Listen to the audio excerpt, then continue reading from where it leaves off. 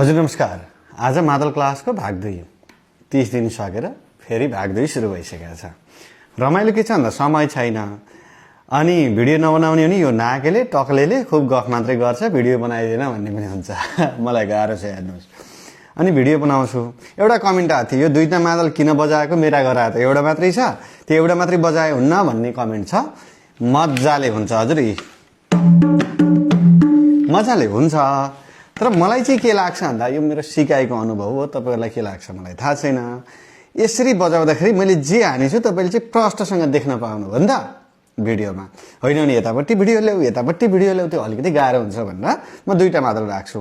मैले दुईटा मादल राखेको छु, तपाईले एउटा हेर्नु होला। यो चाहिँ मोटो बाग हो, भाले, यो चाहिँ पोथी, यो बेस, यो ट्रेबल मिलिहाल्यो। यसरी राख्नु भयो भने त भइहाल्यो। तपाईले देखाउनको लागि मात्रै है, मादल देखाउन होइन, यो बजाएको देखाउन। यसलाई चाहिँ हेर्दिनु होला। अब आउनुहोस् हामीले के सिक्छौँ। अस्तिकोलाई सर र राउन्ड अप गरौँ त। भिडियो हेर्नुभएछ कि हेर्नुभएछ थाहा छैन। यो मात्रै हेर्नुभएकोले भाग 1 कृपया हेर्नु होला।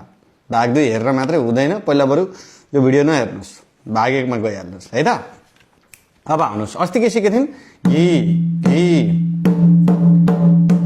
घी एउटा सिकेको थियौँ, अर्को चाहिँ कत कत, यो सिकेको थियौँ। सर सम्झिनुहोस् त कसरी रहेछ। घीलाई हामीले यसरी हानेथ्यौँ, कतलाई हो यो फिङ्गर प्रिन्टको ल्याप्चे लाउने भागले ट्याक हानेथ्यौँ, गरेथ्यौँ। अनि घी हान्दा अलि जोड हानेथ्यौँ, कत हान्दा अलि बिस्तारै। सेम टु सेम हो यतापट्टि।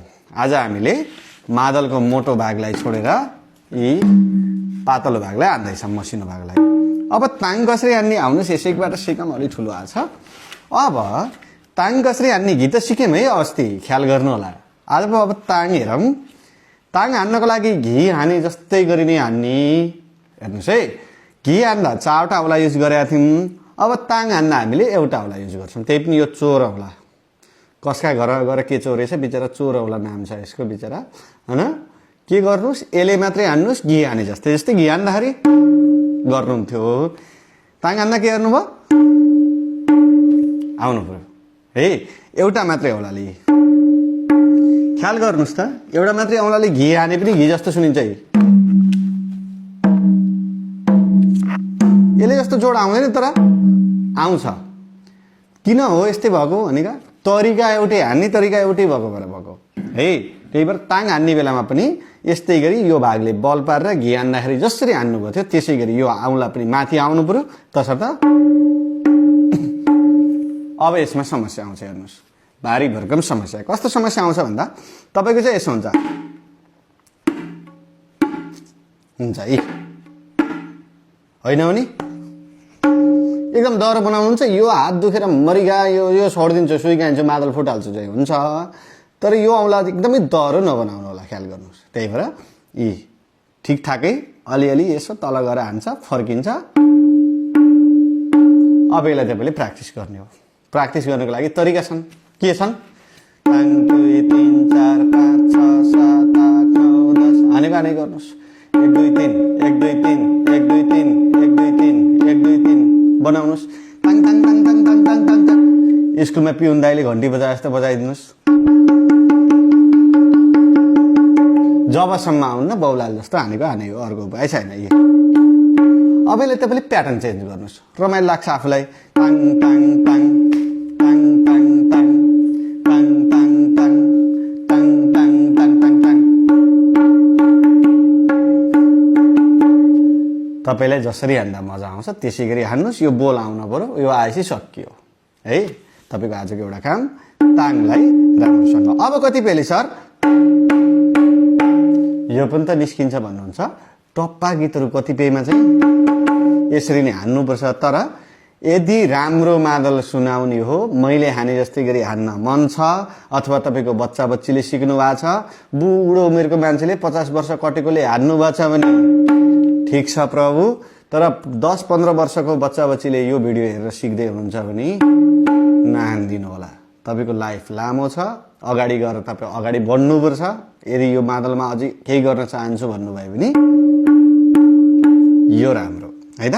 अब जे हो प्याटर्न बनाएर हान्नु होला आफ्नो तरिकाले। अब आउनुहोस् अर्कोमा, अर्को चाहिँ ताङ हानेर भइसकेपछि यतापट्टि हामीले क ताने थियौँ। कस्तो क ताने थियौँ हेर्नुहोस्, घी हाने थियौँ, क ताने थियौँ।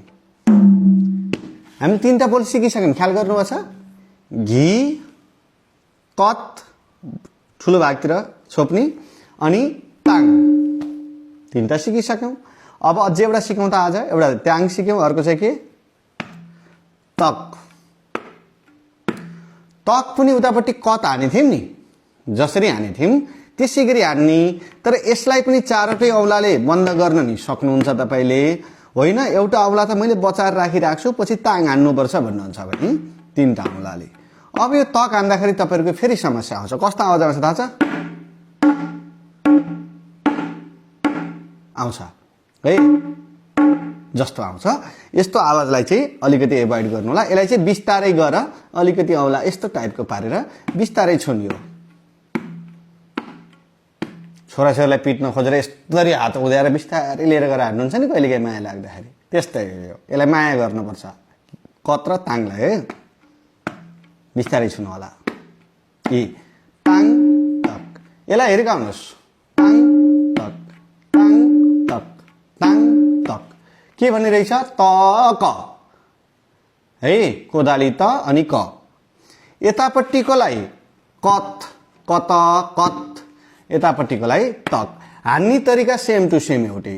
घी हान्दाखेरि चावडा औँलाले हान्नुभएको थियो, ताङ हान्दाखेरि एउटा औँलाले हान्नुभयो, सिम्पल।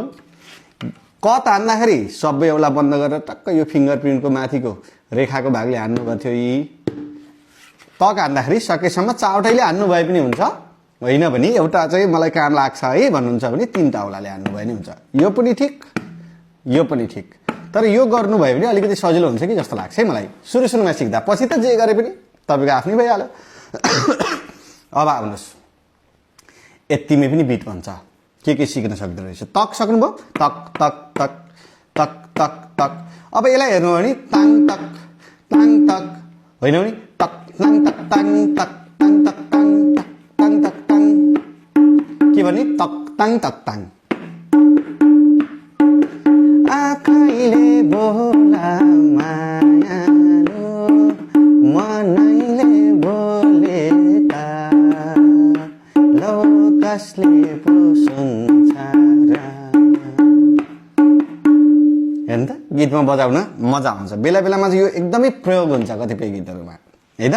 तक ताङ तक ताङ तक ताङ तक ताङ। अरूमा चाहिँ ताङ ताङ तक ताङ ताङ ताङ तक ताङ ताङ ताङ तक ताङ। यसरी तक तक ताङ तक तक ताङ तक तक ताङ, यो पनि हुन सक्छ है। यसरी चाहिँ हान्नु होला। आज हामीले दुईटा सिक्यौँ, तक ताङ है, यसलाई चाहिँ ख्याल गर्नु होला। अब यो दुईटा बोलले के हान्न सकिन्छ त भन्ने तपाईँको प्रश्न हुन सक्छ। हेर्नुहोस् त, भसकै सकिन्छ। यसलाई अलिकति यो अलि मिठो सुनिन्छ होला। जस्तै मैले दुईटा आजसम्म सिकेको चारवटा, घी कत ताङ तक, यसलाई प्र्याक्टिस गर्नु होला। घी कत ताङ तक, घी कत ताङ तक, घी कत ताङ तक, घी कत ताङ, जसरी हुन्छ हजुरले हेर्नु होला। अब हेर्नुहोस्, घी ताङ घी घी ताङ तक तक ताङ, घी ताङ घी घी ताङ तक तक ताङ। कस्तो मिठो बिट हो। घी ताङ घी ताङ घी ताङ घी ताङ घी ताङ घी ताङ। सुरुमा प्र्याक्टिस गर्ने, यो पनि काम लाग्छ, हात बस्दै जान्छ, होइन भने तक घी तक घी तक घी तक घी तक घी तक घी, यो पनि मिठो।